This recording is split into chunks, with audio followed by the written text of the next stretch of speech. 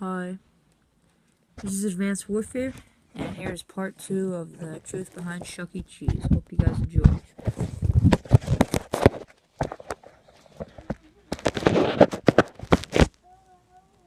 I started to think, if they weren't going to have a show tonight, why did they need me to come in?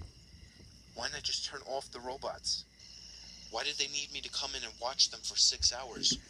What the hell was I watching? I really wasn't comfortable with the job anymore, and decided that the next day I would go in and tell John the manager that I'm not interested in staying. That night, while laying in bed, I tried to think about other places that I could work, but the thought of the Chucky robot staring at me kept coming up.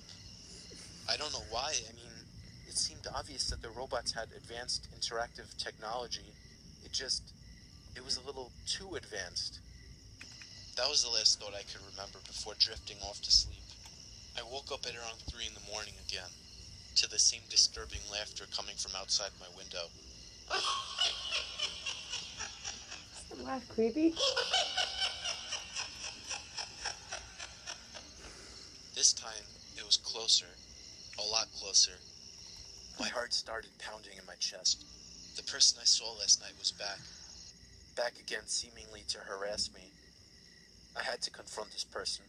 So I got on my feet and put my hand under the blind, gathering the courage to pull it up.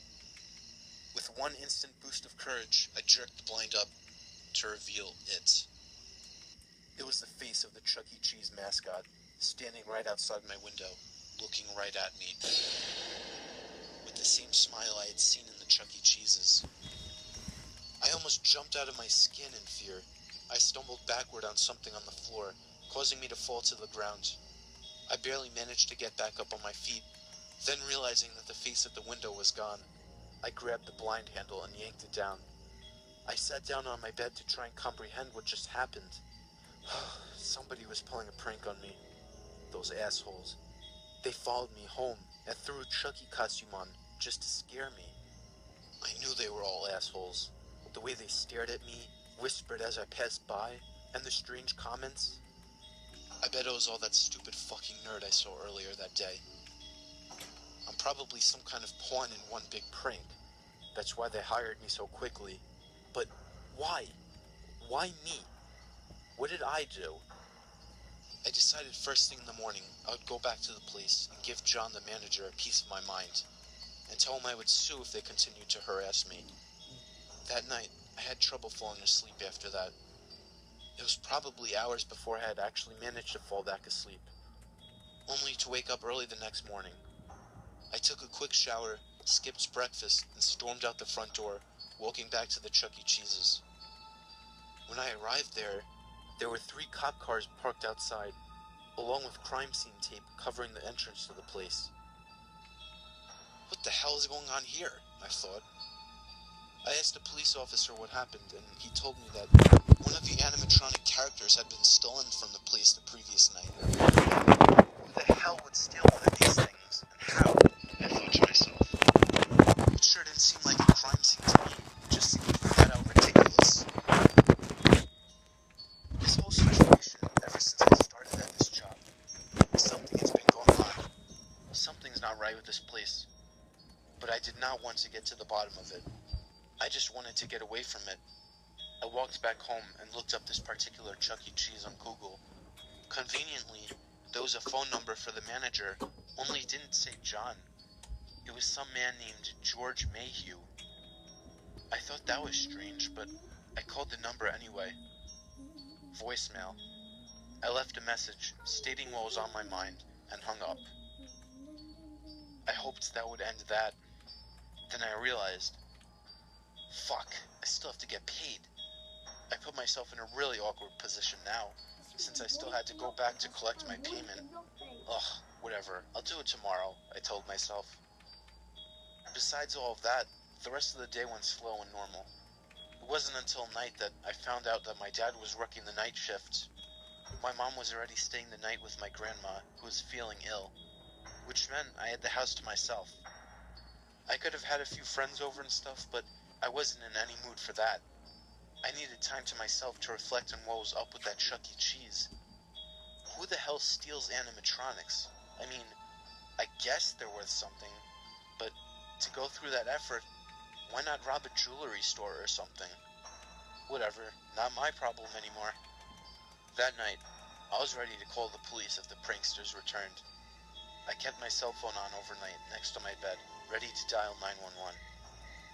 I stayed up late watching TV, dreading having to fall asleep. I watched TV until about 2 in the morning, before finally trying to fall asleep. But I couldn't. My mind was racing. I rolled around in my bed for a good hour, not even remotely tired. My brain was waiting for the laughing from outside, or some kind of knock on the window. So much to the point that I started to become paranoid. I started to imagine sounds like some kind of squeaking noise. I started to imagine seeing things. I thought I could see the silhouette of a figure in the opposite corner of my room. I told myself to stop being paranoid and to just go to sleep. Somehow, I did calm myself down a bit, almost enough to finally fall asleep. I was finally relaxed until...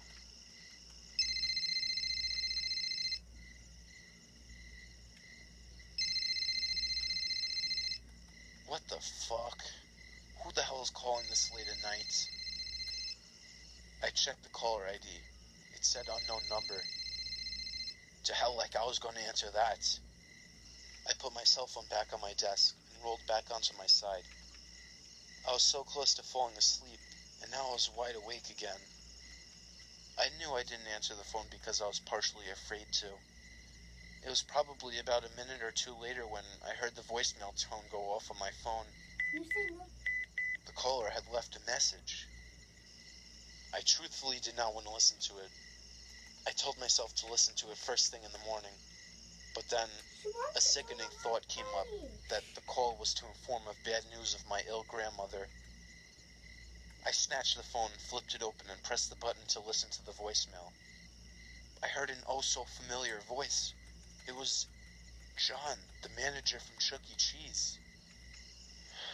I'm sorry. Truly, this is nothing personal. You have to understand.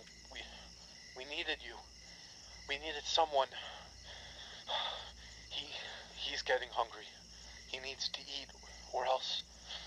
Listen to me. Listen to me when I tell you your sacrifice will not be forgotten. Understand that we only do this to save humanity. We can't kill it. Our attempts only anger it. If we don't feed it... Oh, God. We never planned on it escaping.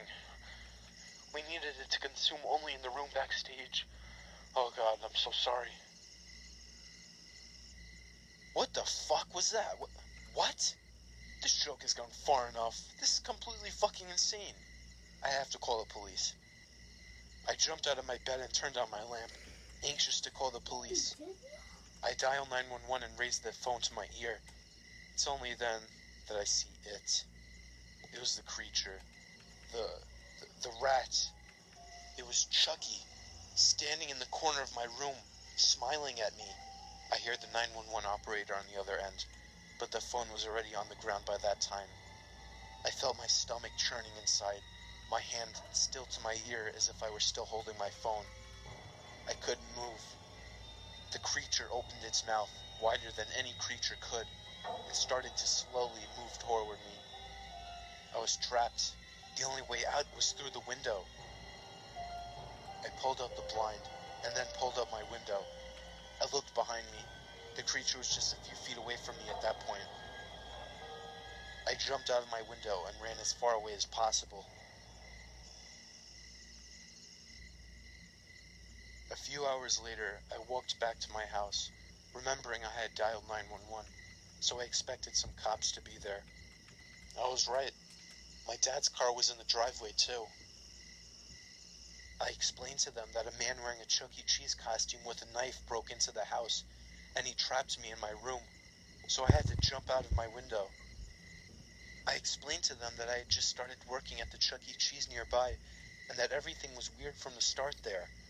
They assured me that the place would be investigated, and after a few questions, they were on their way. They did send another patrol car to watch the house for the night. The next day, police were investigating the building and made a gruesome discovery. In the hidden room near the back of the place were the dead corpses of 5 teenagers. All were barely identified as the teenagers reported missing in the news.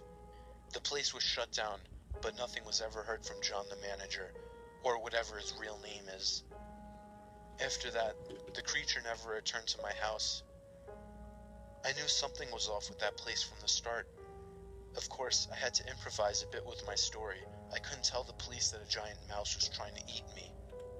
But what kills me the most is knowing that the creature is still out there somewhere. And every so often, I wake up in the night and just barely, I think I can make out the sound of high-pitched laughter coming from the woods. There's 2 video messages right here. Look at. Well, I've never told this story to anyone before. Now you know the horrors that go on in Chuck E. Cheese's. And if you're lucky enough to ever find yourself stuck in one in the future, just remember, that animatronic mouse you see on the stage may be more than meets the eye.